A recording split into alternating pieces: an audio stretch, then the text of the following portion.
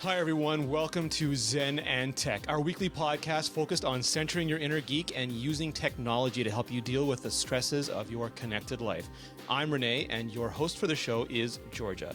Before we begin, I just want to remind you that while Georgia is a therapist, she's not your therapist. Everything said or implied on this episode is for informational and entertainment purposes only and shouldn't be taken in any way as a replacement for personal, professional care. Georgia, how are you? I'm okay. I'm well. Pulling you up. There you are. You're doing well, are you? I am. I'm doing well. So what are we talking about this week?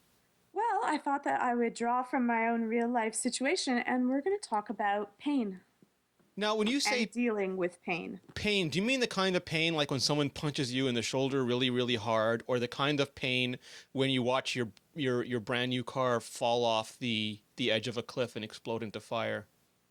I'm talking about dealing with physical and or emotional, but physical emotional pain. So Okay. psychological pain, but an actual physical feeling of pain, not the emotional pain of, say, a breakup. Though Okay.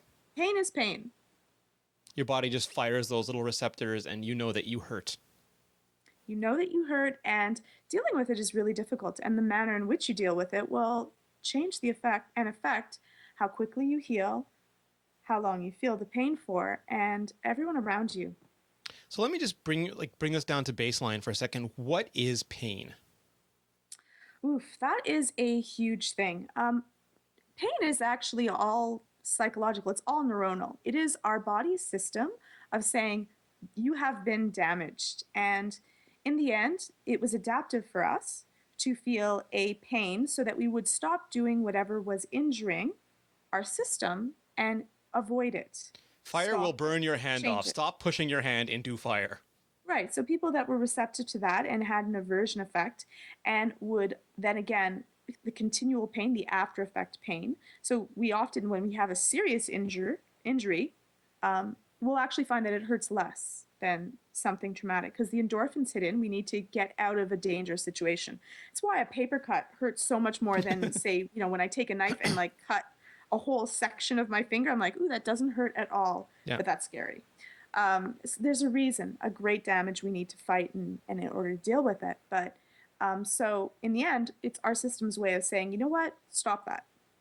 All right, so evolutionarily, we experience pain not because there's some large celestial being laughing at us, but because it stopped us from doing things that were to our detriment. It was part of a learning process. It is sort of like when Sheldon Cooper squirts you with with the bad kitty bottle. Right, exactly. It's our way of averting. And there's no actual danger, so we don't have any endorphins that hit for something like a small paper cut. It hits all of the little tiny nerves, and it allows us to feel them. All right, so I just know that when I feel pain, I want it to stop. I mean, it's a very basal reaction to me. But do people, is pain a uniform thing, or do we all kind of handle it a little bit differently? Everyone handles it differently, and everyone has a different threshold for pain. Biologically speaking, women have a higher pain threshold than men do. It's often why women make fun of, the man cold, right? Women kind of It's why endure there's that that. old joke that if men had to give birth, there'd be no children. Right. There wouldn't. So we're biologically, there's a reason why we can endure a greater amount of pain for that. But person to person, everyone deals with pain in a different way and at a different amount. So what might be exceptionally painful to me might not be painful to someone else. For me, actual physical damage pain doesn't hurt me a lot, whereas like pain from cold, that I find excruciating, and that is also different person to person. Yeah, I mean, you see that like some people are really bothered by heat, some people are really bothered by cold, some people are really bothered by sound, some people are really bothered by impact, some people are really bothered by laceration. There seems to be a variety of different responses to different types of pain. Right. Right. And, your own personality type and the manner in which you deal with that is a huge deal. And there's a big difference between acute pain and chronic pain.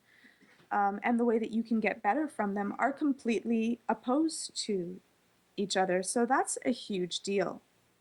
All right, so in terms of bring this back to Zen and Tech, are we going to talk about you have suffered pain and this is how to deal with it, or are we talking more about avoidance of pain, or yes?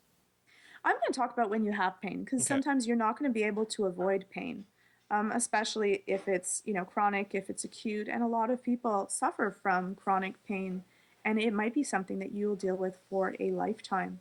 I just went through minor surgery, so I have an acute pain. It's going to go away. But they told me, one is they put, which is really cool, a nerve blocker, so my entire leg was numb. And they said, make sure that you take your pain medication because it will make sure that you will heal and do the exercises. Often people try to be like, oh, I'm going to be really tough and I'm going to suffer through it and not take the pain medication. And then in the end, you're not going to do as much with your injury as you should have. You're going to be angry, you're going to be frustrated, and we don't heal exceptionally well under Well, stress. but what about the school of thought that, 1,000 years ago, we didn't have opiates, we didn't have aspirin, we sucked up the pain as part of nature's healing process. Right. 1,000 years ago, we lived till 35. So, We chewed on willow bark, damn it. yeah, and we died really young and of all kinds of different sorts of things. So, if that's what you're using as your mean, that's fine. But now, living into your 80s is mainstream. So, 1,000 years ago, you didn't have a car to drive. Doesn't mean you walk everywhere. exactly. We have things that can help us not suffer. And I actually do believe that a certain amount of suffering does build character. But there is no reason why to actually suffer if you don't have to. There's nothing great that's going to come from it if you're just in pain all the time and you're doing damage to everyone around you. And So that's the icky part about it. for me, it's really an operational question. It shouldn't factor in whether I have this macho or martyr or whatever need to feel pain, or whether I think that opiates are just the most fantastic thing ever developed. It should come down to what's gonna get me out of pain and into functionality as quickly as possible. Exactly. Exactly. And if you take your medication, if you deal with that, you're going to heal faster. But there are some things that you can do before you even go in. If you know that you're, say, going in for surgery, if you're going to be treated for something, there are some ways to deal with that and to deal with chronic pain, because the danger comes in is when you have something, say, our natural, we will avoid, if our leg hurts or if we've burnt ourselves, we'll avoid re-injuring that part of our body. So that's really important, that we'll avoid it and we'll rest and we'll keep to ourselves and we'll let ourselves heal and we'll be calm for a period of time. And that's exceptionally healing, because we heal when we're calm, when we're sleeping, when we're well rested, well hydrated, and it allows our body to work on healing. But let's put that same situation into someone that's dealing with chronic pain. So they have a back injury and everything hurts them. And so what they naturally are going to want to do is rest, not get involved in too many things because moving hurts.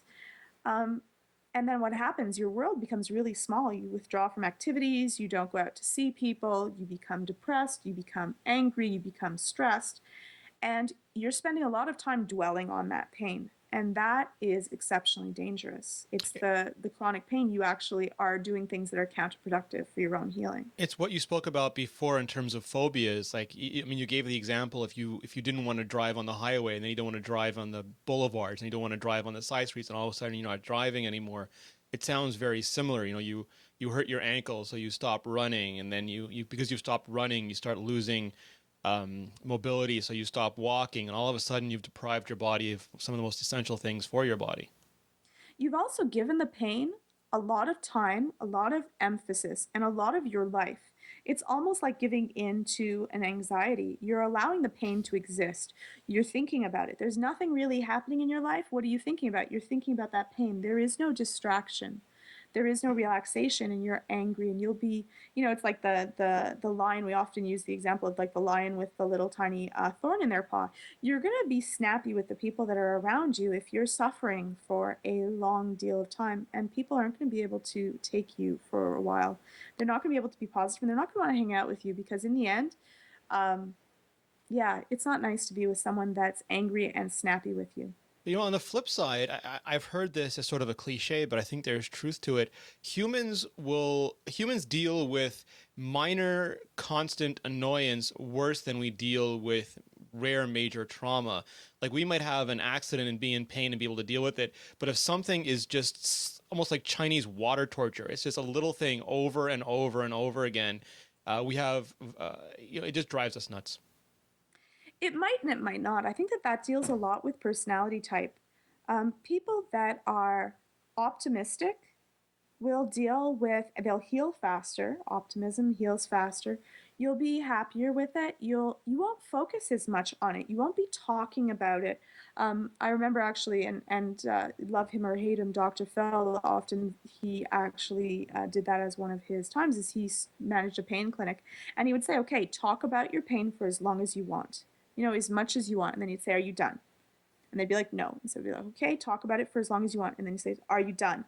And they would talk about it some more, and then they'd finally say, okay, I'm done. He's like, okay, I never want you to mention it again. You have to decide to continue on with your life. And that's often hard because the pain becomes part of who you are. It's what you talk about, it's what you're trying to manage, it's what you complain about. But after a while, people don't want to hear it. Yeah. And it might sound sad or callous, but it's also you're allowing it to exist. And neurologically, when you're firing off that, I'm suffering, I'm a victim, those neurotransmitters, they become very, very strong. It's a pathway well followed, well traveled.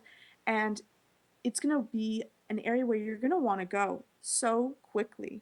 So, getting out there, fighting through it, finding good medication, All right, so slow not down for a giving up. second. What should you do? Let's break these down. What you are in pain, how should you handle it? Well, one is you should take your medication if you have medication. Take it, allow yourself to heal. If it is something that is chronic, it's not going to get better with time. There are things that can be done. There's surgeries that can sever neurological like pathways so that they won't be felt anymore, can deal with nerves. There's blockers. There's also heavy medications, but you might not want to go from them because they make you a little loopy. There's a medication that I'm just sleeping almost all day on, and it sucks up my life. For a short period of time, I don't mind because I'll be healing during that period of time, but it takes away part of my existence of who I am and makes you a little bit slower than what you might want to be. So that might not be something that you'd like to do. I You think can also also, do, just to stick on chronic pain for a second, I mean, yeah, if it's chronic physical pain, you can also, I mean, these things don't often come out of nowhere. I mean, if there was a specific injury, you might be able to trace it, but sometimes you're just sitting hunched over a computer for 8 hours or 16 hours a day, or you're, always walking with a heavy bag on one. You're doing specific things that cause your body to fall into a position that creates discomfort and or pain, and you can do things proactively. I mean, we talked about this, I think, in show number 2 or 3, that you're the same way that I forget what you said, it was like aerobic activity burns stress. A lot of your body is a great healing mechanism. You sleep, you heal. You walk, you heal. You jog. All sorts of natural activities can start getting you into a better position. If you have neck pain, back pain, leg pain, just doing stuff instead of not doing stuff can be a great way of handling pain. right. And there's also things like meditation, guided imagery. Guided imagery is really good for dealing with pain because it takes you to another place and it allows you to relax. Pain causes our body to tense up, to stress. And yes, we're not healing, but also it's going to make the feeling of pain worse. When you're distracted, it allows you to relax. So, watching things that make you laugh, being with people that you feel lighthearted with, doing things that you still enjoy. One is it makes you feel good because you're not allowing the pain to destroy your life. Two, it keeps you active, it keeps your brain going through different pathways, and it's allowing you to have fun and live because no matter what, you still want to be able to do that. So, baths, light exercise is really good, whatever you can do. And yes, there might be a certain amount of pain with it, but at least you're going out and trying to do things. And you were talking about laughter. I mean, that's always great. I don't know if there's like, this is just the way my silly brain deals with it, but if I'm laughing or watching something funny or with people that make me happy, it's very hard for my brain to be happy and pained or happy and depressed or happy in something else at the same time. So it puts Right, me into like again, like sleeping, like a better healing state. right. There's also some interesting tricks that you can do for your body. So, one of the things that I had when I had a back injury from a martial art fight was that I used heating pads on it. It causes, again, our nerve endings are the same nerve endings that sense pain and cold and pressure. And so because it felt such heat, I wasn't feeling the pain, and that gave me a lot of relief from that. Um, Proper massage, but you should be go to someone that is a licensed massage therapist so that they will not cause more injury. Especially if I did Thai yoga massage for a pinched nerve, it was fabulous because it stretched me out. It was a lot of, it was actually a little bit more work than a regular massage because you're like sitting up and having to do different movements, but it worked exceptionally well. Some people swear by acupuncture, but that's kind of in the gray area, so it depends on what works for you. But again, if it works for you, great. And And even listening to music works. would you mix physiotherapy in with the massage? I mean, there's a lot of, you might be prescribed rehabilitation, like rehab or physiotherapy along with meds. Right, and that's what I'm doing right now. And it's funny because the physio actually hurts quite a good deal. It makes you push yourself, but it allows your body to get back to the positioning that it needs to be. And again, you're doing it with someone that's licensed, so they know. Like I just needed to know, can I walk? Is walking going to cause damage to me? And they said no, it's not. So then I knew that it was just pain that I was feeling. I could tell my body this is pain, but it's not something that's my body's warning system that I'm in danger. Yeah. And so that allowed me to do something that I might not have done. So I think that doing your physio and actually doing the exercises is wonderful for you. But often what happens is people don't. They get lazy, they get complacent, they're tired, they're on medication, and they won't do the physical activity that they need to. And I think that you did a lot of that when on your other show, Super Rene, functional. super functional. Talk a lot about, body movements and how that's important for healing as well and having good body posture. Yeah, I think you mentioned a lot of important stuff there too. And we've talked about this on previous shows. Humans will mortgage the future for the comfort of the present. And we do this in so many areas. To make things a little bit easier now, we will give up huge swaths of our future lives. And I think this is another one of those areas that it might be easy not to do that kind of stuff and not to deal with your pain now, but you're just guaranteeing yourself a lot of problems down the road. Right, and that was why the nurses before I went in were very careful about saying, you know what, take your meds so you do your exercises. Make sure you do them right away because this is a critical period of time. Make sure that you're icing, make sure that you're elevating, make sure you're dealing with this so that your body will heal as fast as possible. So you have to, one, trust the people that you're working with, the people, the medical professionals that you're working with. You should be your own best advocate. You have to research it, take a look into it, and then make the best decision depending on how you feel. I was actually up for a surgery that I was not so sure about. Um, and it gave me like I had to really think about, wow, do I want this? Do I not? What are the costs? What are the benefits? And in the end, I had to say, you know what? I have to make a concrete decision on this, educated for myself. This is still your life. And in the end, you could say, oh, well, it was the doctor's fault. It was the physio person's fault. They said this. I felt that. In the end, it falls on you. And you mentioned something else, and I'm sorry, dragged you backwards. Listening to music, since this is Zen and Tech, we have a lot of tech around us, especially now. We have mobile devices, we have things we can have with us, when we're doing physio, when we're doing rehabilitation. Is there any tech that has been especially helpful? Music is a wonderful healing tool. Even if you're, in for the surgery, for mine, I had it under an epidural, so I was numbed from the back down.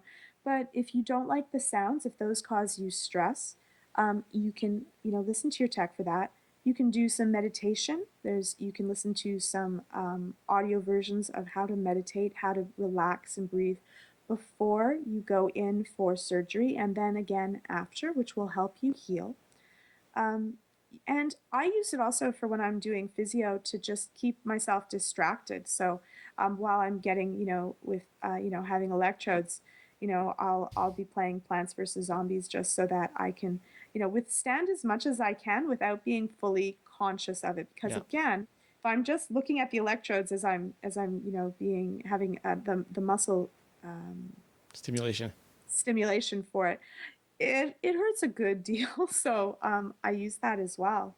What do you use, Renee? Also, first, That's tech. Plants vs. Zombies is your happy place? Is that what you just discovered?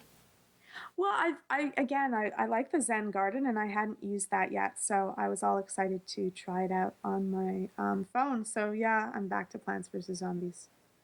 Yeah, I mean, I'm not dealing with any acute pain or any major recent trauma. I have injured myself and experienced pain and had a little bit of chronic pain over the years, but I try to be very proactive and deal with it. It's one of those things like where if you have a car and your one of the tires keeps wearing down, you can keep replacing that tire, or you can say, oh look, is the axle actually out of position, and fix that, thereby saving yourself a fortune in tires. So I always try to. I'm fearfully afraid. Oh, is that a term, George? Is that a clinical term? Fearfully Yeah, afraid I like that. of Fearfully that afraid. bubble shrinking thing. Like I know that, for example, if you injure your ankle and it hurts, you'll stop walking, and then the muscles in your thigh will atrophy, and you might injure your knee. I mean, it can be a slippery slope. You can severely hamper your mobility if you don't take care of these things. Pain spreads very quickly, and if you have a pain in one area, you can suddenly start.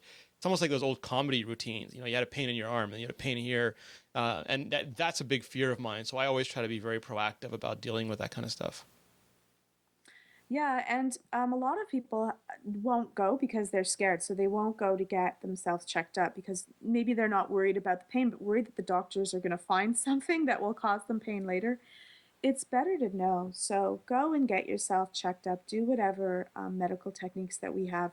There's a reason why we're living longer and living better. Preservatives? Is it preservatives? Yeah, formaldehyde. Tupperware? It's a wonderful thing to use what you have around you. And so go get your teeth checked, get them cleaned, and then try to do whatever the recommendations are. Awesome. All right, Georgia. So any final words on handling pain, dealing with pain? Try not to live in it. I've been using Netflix, watching some really great shows, laughing, trying to be lighthearted, um, doing what I can, but not pushing myself too much. I'm kind of I have a type A, mostly a type A personality, slightly AB. So I have a propensity to push myself a little bit too hard. So I want to also pull myself back, let myself rest, listen to my body when I'm tired. And I'm very lucky. I have a wonderful support system around me. Some people are not that fortunate and they don't. But you want to try to do as much as you can, and that might mean asking people for help. It may not be easy for you to, but use what you can, ask people for help, and don't feel bad because of that. I have heard that your husband has actually applied for sainthood because of all this, that he's asked to be beatified. I'm sure that he's asked. Okay. Georgia. No, I'm actually really lucky. Like my support system is huge around me, and it's made a big deal to my healing. I don't want to use that as, again, not everyone does, so I don't want you to think that you need that in order to survive. It's a wonderful thing. Again, we did dealt with friendship to pick good friends. It's better to have one or two. I don't have many friends, but the friends that I have are really close and I fully trust.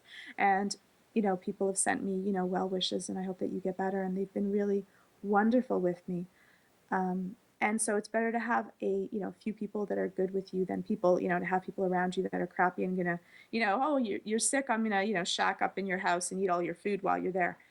Take advantage of you while you can, but it is really nice. Awesome. All right. So any homework from this? Did we identify a pain point and work on medicating it? I mean, what should we do here?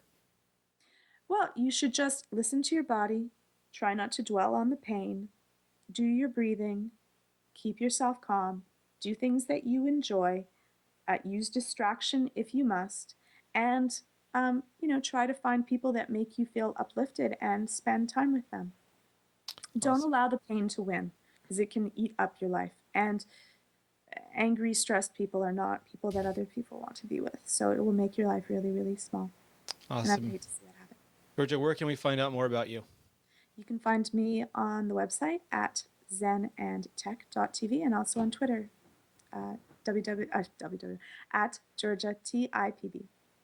Nice. And you can find me at Rene Ritchie. You can find both of us at Zen and Tech. You can email us at podcast at Zen and Tech. Or you can just go to mobilenations.com/shows and see all of our fantastic podcast lineup. We are here every other week. And Georgia, I want to thank you for a spectacular show. And I want to thank our chat room for being the most awesome group of people in the history of humanity ever. They're amazing. They're absolutely amazing. Like really, really sweet, kind, supportive. If you have not already joined us live, you should, because it's wonderful. It's like a support group in a bottle. That it is. All right. See everyone next week. Georgia, I hope you are feeling better, and talk to you soon. Thank you. I will.